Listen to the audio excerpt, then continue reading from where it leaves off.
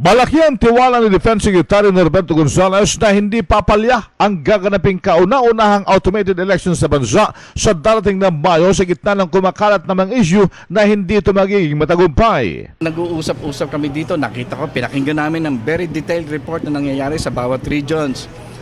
Malabo yan sinasabi niyo magkakaroon ng failure.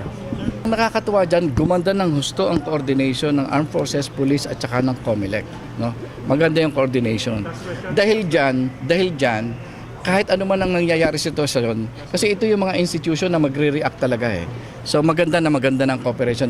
They're meaning that they can move as one when meeting challenges. Umapela si Gonzales sa taong bayan na alisin ang kanilang agam-agam at pagdududa bagkus hinikayat na maging positibo na lamang at vigilante sa mga nangyayari.